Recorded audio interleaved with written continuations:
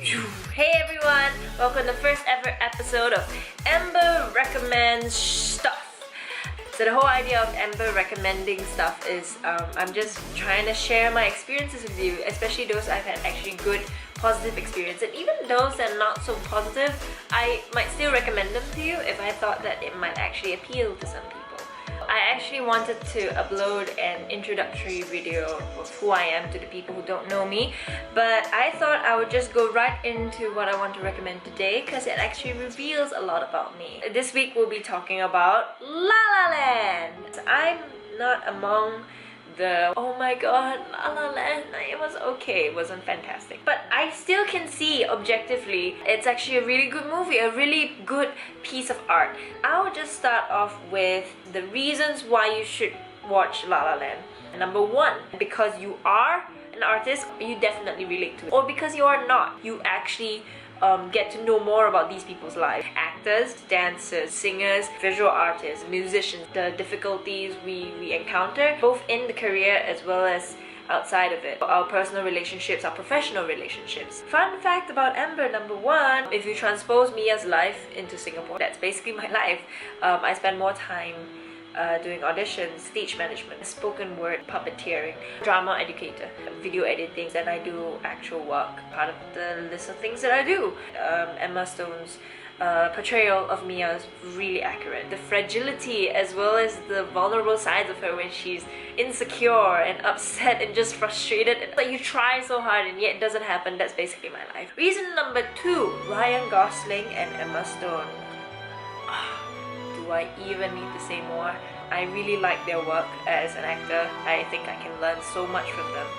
Reason number three to watch this movie, it is beautiful. Not just the construction and composition of the scene and the images, but also the music. The music. I feel that most of the soundtrack is actually really positive. That they're trying to encourage artists like myself, that despite everything else, there's always that silver lining that you're working for.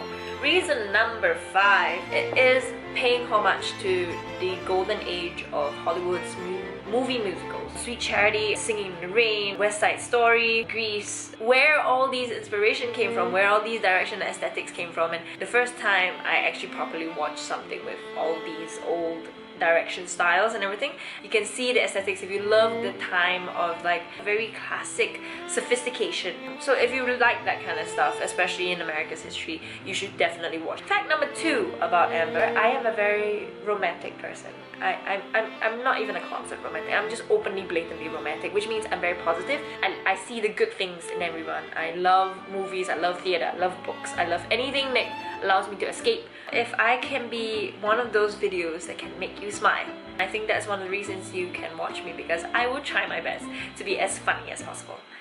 I'm not that funny, but I will try my best to I do hope that I get to be able to talk about things that are very important to me, but I think that just from the fact that I know my personality is someone that's a bit more positive, you can expect a lot of positivity from me.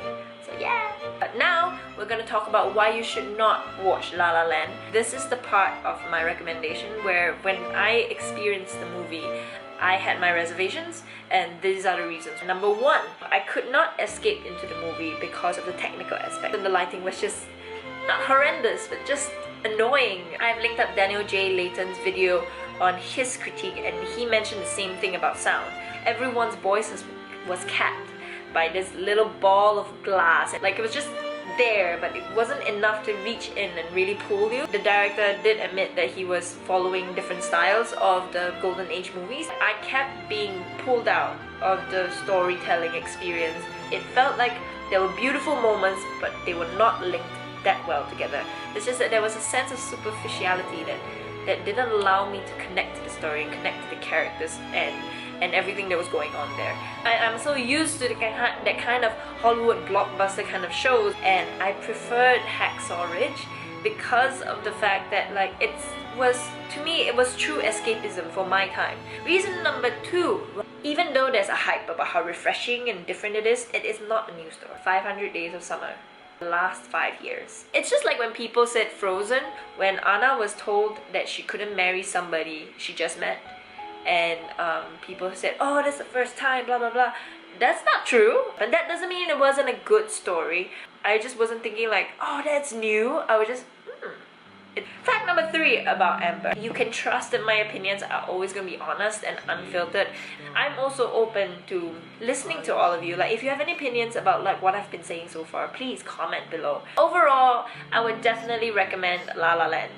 One of the big reasons is because you get to know my life. Still, there are people who are not aware of how hard it takes to be an artist. I hope whatever you watch from a video, you now feel like watching it. It's so much better if you just watch it and then you watch this video again and then you can come back and tell me about it. I know some reviews have really inspired me. I'll link them down below. Dodie Clark, I love her videos, I love her singing, and this is actually her song. Just one thing everybody. Yeah, this is her cover, and I love the stuff. Like, she loves La La Land, and the reasons she has stated is the same reasons I actually like the show. I've also listed down Daniel J. Layton's video because he also raises a few points that I agreed to. There's also an article that explains why some people don't like La La Land as much. There's a link below on like a side-by-side comparison video that somebody made on the scenes that La La Land scenes which were inspired from which actual movie. Just watch the video. I hope you guys enjoyed this review recommendation. Let me know in the comments below what you thought about La La Land, if you agree, disagree, or maybe you have something else you want to share, like a link or a reading, and what else you would like ARS to show next. ARS, Amber recommends stuff, and people can be like, hey, you gotta check ARS out. Like, get it? Like, check us out? Okay. If you like this video, please like, share, and of course subscribe for more ambiguous videos. Thanks for watching, and I'll see you soon. City of stars, are you shining just for me? City of stars, you never shine.